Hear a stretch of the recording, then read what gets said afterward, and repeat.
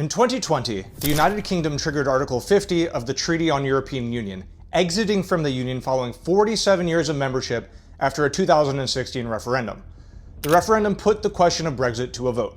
The voting public narrowly decided to leave the EU by a 52 to 48% vote. The reasons for the vote came down to several key factors. People felt that EU membership wasn't delivering the economic benefits it promised. Whether economic stagnation could actually be blamed on EU membership instead of the 2008 financial crisis or government mismanagement, this is a different question altogether. Membership also entailed open borders, leading to a large influx of immigrants into the UK, first from Eastern Europe, then from Africa and the Middle East. By pulling out, the British people hoped to stem the unfettered flow of immigration. Last, EU financial policy caused havoc in some member countries, notably Greece and Italy, and served as a reminder that member states would sometimes be forced to swallow tough pills from the top-down EU administration. But now, 9 years after the fact, it's unclear if the UK is in a better place having left the European Union. The UK is in fact undergoing a slow puncture, with a 4% hit to productivity causing a £100 billion per year hole in the British economy. This apparent failure is reflected in polling data, with the latest polling showing 56% of Britons believing that leaving the EU was a mistake. With Russian aggression on the continent and the US an increasingly untrustworthy ally, some people are starting to ask, should the United Kingdom rejoin the European Union? Today, we'll dive into the arguments for and against, backed up by the latest evidence, available as a brief at the link in the description. My name is Joel. Welcome to Debate Track.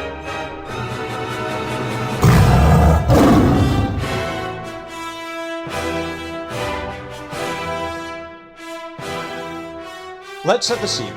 The United Kingdom of Great Britain and Northern Ireland, or UK for short, is a collection of 4 countries: England, Wales, Scotland, and Northern Ireland, which all sit off the coast of Europe, across the Channel from France, Belgium, and the Netherlands. Although Northern Ireland is part of the UK, Ireland proper is not. Ireland remains a member of the European Union till this day. The seat of the UK's government is London, and specifically Westminster, the district that houses the UK's parliament. It's led by a prime minister who lives at 10 Downing Street, or number 10. So, if someone says, "Westminster is buzzing after number 10's announcement, I'm Harry Potter," it means the UK political scene is reacting strongly to the prime minister's announcement. I'm Harry Potter. The European Union is a collection of 27 member states, headquartered in Brussels, Belgium, a dense hub of international institutions that also houses NATO and other international institutions. In particular, the EU's executive branch is housed at Berlaymont, an X-shaped office building and a powerful symbol for the EU's bureaucracy. So, if someone says, "Nah, we're not doing that again." So, what exactly are the benefits that would make a country like the UK join Brussels and follow the dictates of Berlaymont? The EU offers a host of benefits that makes life better for citizens of its countries. Free movement. EU citizens can live, study, or work in any other EU country. The Schengen area in particular abolishes physical barriers by eliminating border controls. This turns most of the EU into a system very much like US states, where you can travel from one to another without stopping to show your passport. Next, the European single market, which provides free movement of goods, services, capital, and people, achieved through common rules and standards that participating states must follow. The common currency, the euro, facilitates the ease of doing business within the EU. A customs union. EU countries have no tariffs or customs checks between themselves, so once a product enters into a EU country, it can freely move between other countries. Again, this is great for EU businesses and consumers. Bargaining power. The EU promotes free trade, and to that end, it signs 74 individual free trade agreements with other countries. This lets the free market do its work, providing cheaper prices for consumers.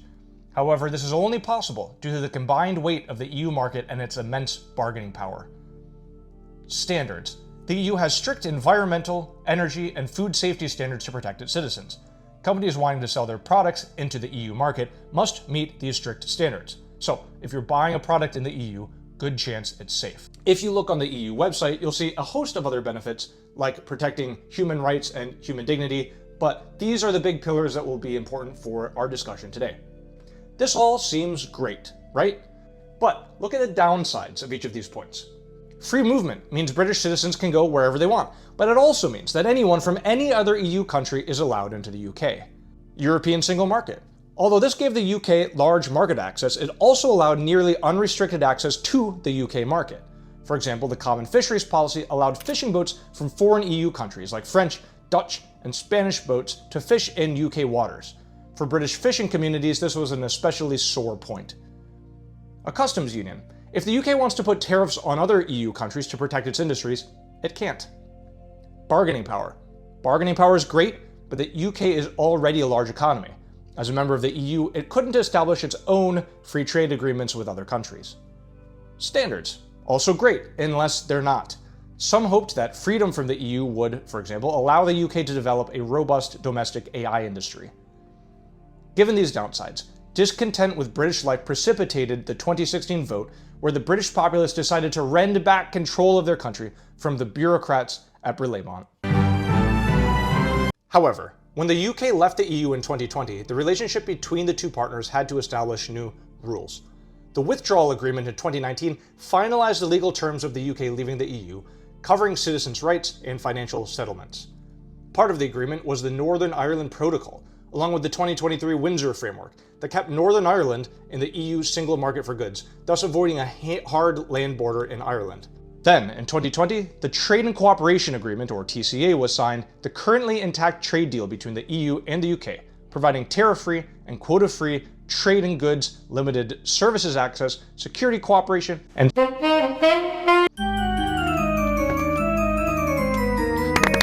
despite the dramatic separation under Brexit and the hard-fought negotiations to secure a new deal with the EU, British leaders under the current Labour Party seem to be edging ever closer back towards Brussels. Dubbed the Reset, this political push aims to strengthen EU-UK relations in economics, defence, and regulations. Current Prime Minister Keir Starmer has nonetheless promised not to cross 3 red lines in his rapprochement with the EU. These 3 red lines, which he has promised not to cross, are 1. Joining the EU customs union, 2. Joining the EU single market, and 3. Signing on to free movement. That said, unless his intentions were already suspiciously close to rejoining the EU, it's not likely he'd have to lay out these bright lines for the potentially angry public. On May 19th, the EU-UK Strategic Partnership Summit ended with a document called the Common Understanding, laying out a range of cooperation areas on security, defense, trade, carbon trading, a youth mobility scheme, removal of some border checks for food exports, and an extension of reciprocal fishing access in UK and EU waters until 2038. It is a long list of areas of cooperation and gives rise to 2 opposing questions. First, if the two sides are cozying up so much, why not just go all the way and rejoin the EU? But second, if the UK democratically voted to leave the EU, what right does Keir Starmer and his Labour Party have to so covertly move towards rejoining the EU? Although a reset may seem like a fair middle ground between rejoining and staying aloof from the EU, there are a few good arguments against it. First, again, it seems undemocratic. The people voted for Brexit, re-entering the EU. Even if you just call it a reset, this goes against the will of the voting populace. Second, dynamic alignment. Removing customs checks with the EU will require the UK to once again harmonize with EU regulations, thus accepting EU rules without having a say in making those rules because it is not a member. This, says King24, would be the worst of both worlds. Last, without crossing Keir Starmer's red lines, a reset amounts to so much hand-waving, because the real benefits of a closer relationship, less border rules, customs checks, and more freedom of movement, aren't on the table for discussion. He says, nope, we're not talking about that. These are my bright red lines. Therefore, any of this talk is not going to be very substantial. Now, before going over the arguments for and against rejoining, it's worth asking what exactly rejoining would look like. First, rejoining would not be simple. The UK isn't some special former member with a secret rejoin button. The UK is legally a separate entity and would have to reapply under Article 49 of the Treaty on European Union. The requirements, though, are relatively straightforward, and for a country like the UK, it should be ready to join on short notice once it votes and decides to actually do so.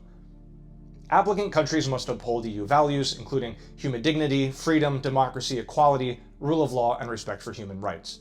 They must meet the Copenhagen criteria, a number of political, economic, and administrative criteria that ensure countries have well-managed markets and government institutions. Applicants must sign on to the single market, including the euro. They must embrace free movement, including the Schengen area.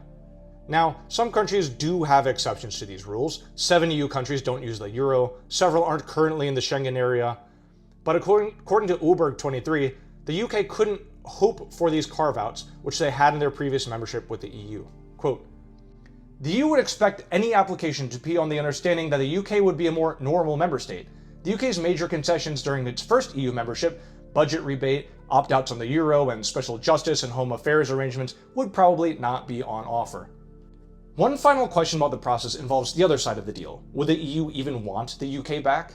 On the one hand, the EU would benefit from the membership of the 6th largest economy in the world and a dominant nuclear-armed military. Having a member of the fold come back could also signal to current members that leaving the EU just won't work out for them, thus strengthening loyalty to the Union. And this need for more strong EU members is even greater given the current EU-Russian hostilities and the EU-US hostilities, exemplified in the humiliating 15% tariffs that the EU was just forced into signing with the US. Sabinfield 25, quote, "Europe's decades-long integration with the US, even dependence on it, is now repeatedly being turned against the continent as a bargaining chip. European leaders are increasingly eager to ensure that situation ends." Polling suggests Europeans would support this, with majorities of polled French, Germans, Italians, and Spanish supporting the UK being allowed back in. On the other hand, welcoming them back with open arms could signal that leaving the EU has no real repercussions, and the EU would be right to be skeptical of such an entreaty by the UK. In the words of columnist Michael Deacon, "In the eyes of the EU, I suspect Britain is like a cat. Let us back in, and within moments we'd be noisily clamoring to get back out again." Thus, some have suggested that the EU could require the UK to not have a 50-50 vote, but a 60-40 vote, or even higher vote, to ensure that they meant it this time. Now, let's ask the most obvious questions of all here. How might the UK benefit from joining the EU, and how might it lose out? I hope you're enjoying the lecture so far. I put a huge amount of work into each of these, and it means so much that you're sitting here watching this lecture. One small ask: if you are enjoying it, would you please subscribe to the channel? And if you want all of the evidence that I'm quoting here, please pick up the official brief at the link in the description. Thanks again. First, the economy. This is the primary reason some British voters want back in, and the primary reason many chose to leave. There's a truism that if the people are rich, they'll accept any kind of government. But Brexit has failed to deliver that. In fact, the British economy seems notably worse since Brexit. Maelstrom24 says that, quote, "A report from the Mayor of London earlier this year claims that London's economy alone has shrunk by more than £30 billion, and that the cost of Brexit to the British economy is £140 billion. This is supported by an oft-quoted number from the Office of Budget Responsibility that the long-term hit to British productivity will be around 4%, amounting to some £100 billion per year. This has played out across many industries. Griffiths 25, quote, "These included losses to farming, fishing, the steel industry, horticulture, hospitality, retail, universities, and the arts across the country." And much like in America, British citizens are feeling the burn at the grocery store. For them, the price inflation is caused by a smaller labor supply as EU workers from other EU countries left the UK after Brexit. Less workers in the country means businesses have to pay more for the workers who are left, and this wage inflation leads to cost inflation as workers have more money to compete with in the open market. And even the good parts of Brexit are probably bad for the British people overall. Brexit increased the export of services, yet decreased the exports of goods. Will Dunn of New Statesman concludes that a Leave vote was a vote for a wealthier London full of office workers and against manufacturers and farmers. The impact spread to government spending. With a smaller economy, the government raises less taxes and has less to spend. William James Gregory Keegan, CBE, you can trust a guy with 4 names, says in a scathing piece about the glory days of Britain under the EU, quote, "The damage caused by Brexit's impact on our output and trade has inflicted a 40 billion plus hole in annual government tax revenue, a hole which is largely the explanation for the problems with the budgetary finances." This all seems quite damning of Brexit, and perhaps supports the idea that rejoining might help. But there's reason to be skeptical of the doom and gloom economics of Brexit. First, the Office for Budget Responsibility number of 4% or £100 billion per year may be rather unfounded. Gerald Lyons, one of the UK's leading economists, doubts this number. In a piece entitled, "Why the EU is Not the Answer to Britain's Growth Challenge," he says this is, quote, "a suspiciously precise number in relation to a large economy like the UK, where the margin of error on forecasts looking just 1 year ahead can be significant. UK trade has proved more resilient than many expected, especially in services, where the UK has outperformed almost all other advanced economies.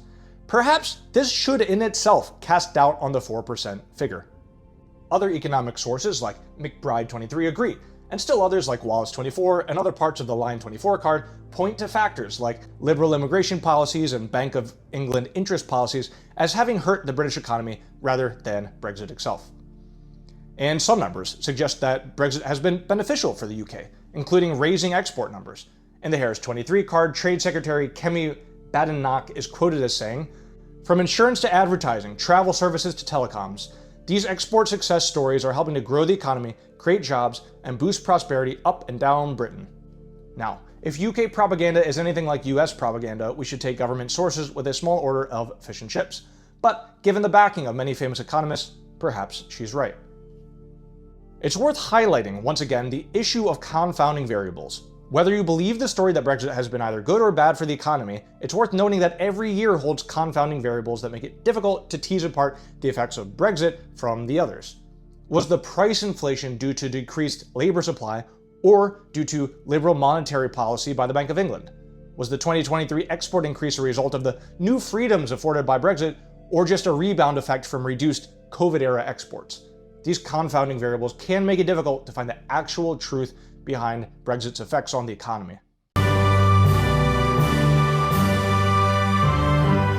One of the major sells of EU membership is the possibility of trade agreements, lowering the cost of exporting goods to other countries and importing them into the UK or whatever member country.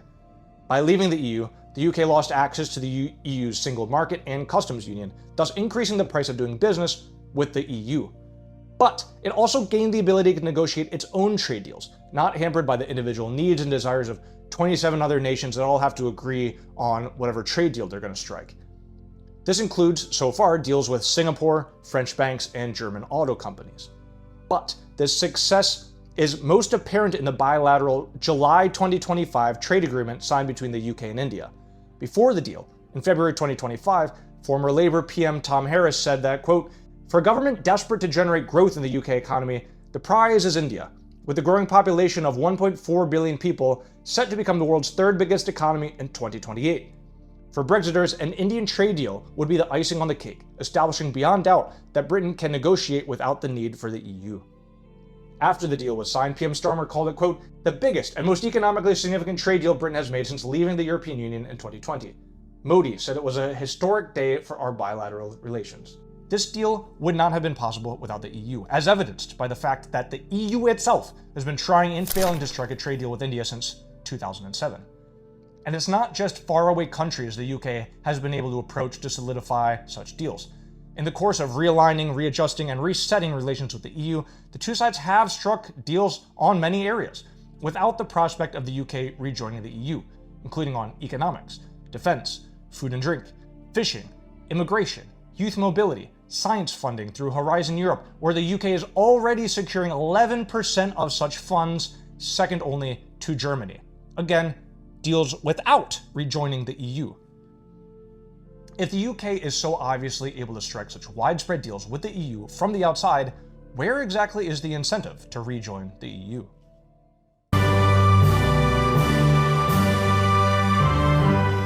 Next, defense. Russia's ongoing war with Ukraine and tangible threat of invading the Baltics, coupled with Trump's bipolar attitudes towards Europe and European defense, and the UK's general pivot to Asia, makes the need for the UK and EU to stick together more important than ever. Janice Weber, a fellow on a geostrategy team, says that cooperation on security and defense should be the absolute priority, and the UK and EU would be well advised to double down on cooperation. And rejoining could help to achieve that. And rejoining could uniquely help to achieve that, as EU rules for third country involvement allow for only shallow cooperation. In other words, cooperation with the EU, short of rejoining, just won't have the same impacts on defense. Taylor, 425, quoting Luigi Scazzieri, the Assistant Director of the Center for European Reform, "While in principle, third countries and third country entities are allowed to participate, in practice, the EU's rules limit their involvement." So, rejoining the EU would give the partnership more efficient operations and allow for deeper security cooperation, especially in areas like energy security, supply chain security, digital security, environmental security, and other non-military areas. Because, of course, Much of the military security that the EU would hope to achieve with the UK is already covered by NATO, to the point where the idea of rejoining for security purposes, at least hard security purposes, seems absurd to many. Grammaticus and Mintz 25 quote several lawmakers on this point. The cornerstone of our defense is NATO. Alex Burkhardt, a conservative frontbencher, told the Commons this week, "We know of no reason why NATO is insufficient." Reform UK's deputy leader Richard Tice had his own view. "There's no value at all," he argues. "We do not want to be constrained by a bungling top-down bureaucratic military structure. Our defense is guaranteed by NATO." In areas of defense, the UK can still strike deals with European countries. Two notable examples, and frankly the biggest ones the UK could possibly hope to strike, are the Trinity House Agreement with Germany and the Lancaster House Treaty with France. Again, these have already been made while the UK is outside of the EU. And in areas outside of defense, like on economic security matters, the UK should work with the EU without fully rejoining the Union. Alga 25 quote, "In the end, Europe is under pressure from within and without. Cooperation isn't a luxury, it's a necessity. Integration today isn't about idealism, it's about resilience. Labour must make the case not for going back to the EU, but for going forward with it. The divorce is final. What we need now is a cooperative future for the next generation."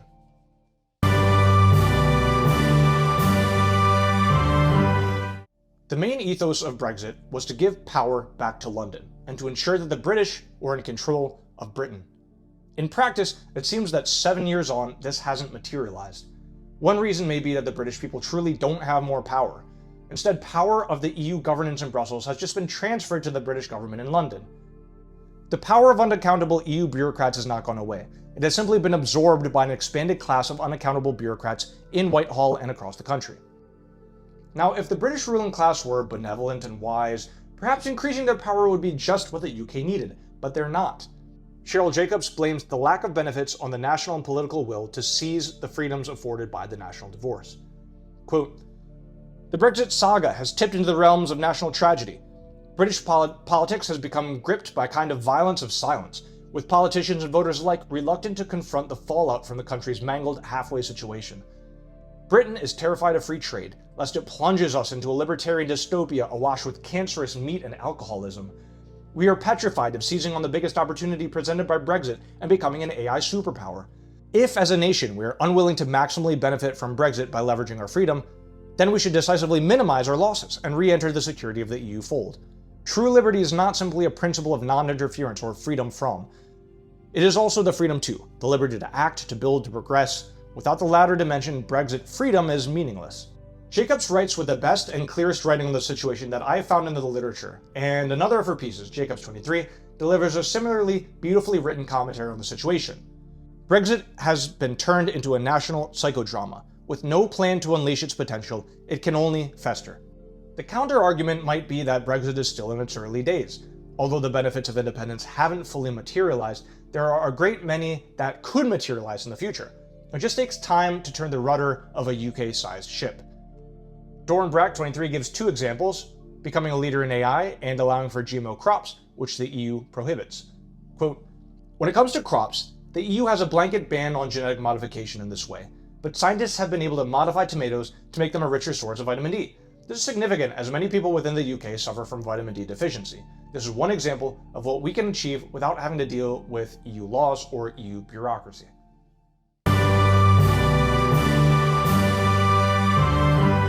The final area is the factor of the US. The immediate context for this discussion involves the second Trump presidency, which we're about 1/8 of the way into, assuming, as some question, another fair election is even possible in the US's future. The Trump administration has just slapped the EU with 15% tariffs, and the UK with 10% tariffs. Although this is hardly shocking given the president's protectionist policies, his harsh attitude towards NATO, and general willingness to cut ties with even the closest US allies, the newly hostile US is a factor for the UK to consider. Borana and Chisharipini described the U-turn that Trump has forced on UK-US relations.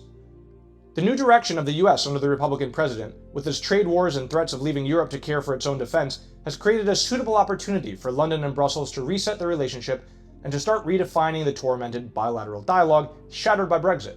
Overall, we are still witnessing a U-turn in post-Brexit relations. Andy Ian Bond, former Deputy Director of the Center for European Reform on Defense Cooperation. The UK should seek closer British involvement in European defense cooperation. Trump is an unreliable ally, as his attempts to pressurize Denmark into ceding Greenland show. And America's military strength will not help the UK in a European crisis if US forces have been redeployed to confront China. As we've discussed, given the limited amount of third-party defense cooperation under EU rules, rejoining the EU truly would give the partnership the competitive edge that it so desperately needs right now. Finally, Hugo Dixon, commentator at large for Reuters, notes a wide range of other areas that a closer EU-UK partnership can shine in the current geopolitical environment, including environmental, technological, and economic security. Starmer, he says, will have to stop worrying that the British people are allergic to closer relations with the bloc. Now is the time to think big. But there is another side to the US issue. First, Trump's tariffs aren't good for the UK, but won't result in a catastrophic hit on its economy. It can't be the only reason, therefore, to make major policy changes like rejoining the EU. Second, while Trump is temporary, an EU partnership is forever, or at least a lot longer than another 3.5 years. Third, the EU is arguably a harsher master to bow to than the Trumpian US. Peter Franklin, a policy advisor and speechwriter, says, "Brussels is as much of a protectionist bully as Washington, if not worse. At least the Americans aren't demanding that Britons pay billions into their federal budget or make net contributions to their agriculture subsidies, nor are they attempting to dictate our immigration policy or subject our parliament to foreign laws. As a member of the European Union, Britain was forced into all of these humiliations." Finally, the UK's position in between Europe and the US gives it a unique opportunity to play off both sides. Rejoining the EU might piss off the US, especially the current president, and squander this unique opportunity. Timothy Less is director of the political risk consultancy Nova Europa.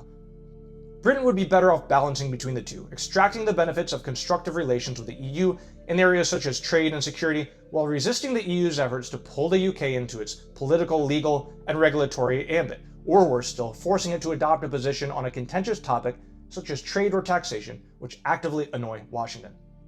Rogers 225 agrees with Less, and adds to it the Asian dimension. If rejoining the EU puts the UK's economic ties with Asia at risk, then it wouldn't be worth doing. If the UK can gain greater access to the EU market without jeopardizing its long-term connections to other parts of the world, it should do so, but not at the expense of them. Two final questions to leave you with. Whether you think Brexit was good or bad, the question of rejoining is a wholly separate question. Martin Wolf, chief economics commentator at the Financial Times, puts it like this. As the ancient philosopher Heraclitus told us, you cannot step into the same river twice. Neither you nor the river would be the same. This is also true of the EU and the UK. The decision to reapply would not reverse the decision to leave. Both the UK and the EU have changed. What forms could this new river take? One is an associate membership, a concept that's been discussed in the EU, a way for countries to become partial members, taking on some aspects of EU integration without going all the way. This kind of membership may be easier for a post-Brexit British public to stomach. Second, a lack of concessions. Again, as Orberg 23 notes, a new deal for the UK would almost certainly be worse than their last deal. They couldn't come crawling back to the EU without accepting the euro, freedom of movement, or EU standards. In this lecture, we've discussed whether the UK should rejoin the EU. Again, here's another related question, but a separate one. Will the UK rejoin the EU? It seems that support for re-entering will increase over time. Polling data suggests that older British voters support Brexit. They clearly remember the horrors of being in the EU, real or perceived, and younger voters, who focus more on the current horrors of their own lives, like standing in the foreigner line alongside the Americans and the Asians while taking their vacation to France. These younger voters support rejoining the EU. Everyone just kind of wants something different from what they're used to. Therefore, says political scientist Sir John Curtis, demographic turnover means support for being outside the EU is set to decline in the long run. But there would be friction. Opening up the Pandora's box of Brexit will open up old wounds that are just now starting to scar over. Why should the effort not be made to rejoin? It would tear British politics apart just as they were calming down. The battle to reapply alone would consume much of a parliament. The UK would look deranged in doing this so soon. For business, it would be a nightmare. Given this certainty, it's unlikely that serious talks on rejoining would commence anytime soon. I've been Joel, you've been beautiful, thanks for watching. For debaters out there, welcome to the new season, the 2025 Public Forum season, and always remember, I'm Harry Potter. I forgot my trademark phrase. Remember to be kind to yourself and to those around you. Debate is just a sport. It's just for fun. It's just a club. It's important. It can do a lot for you, but it's just for fun. So be kind. Thank you.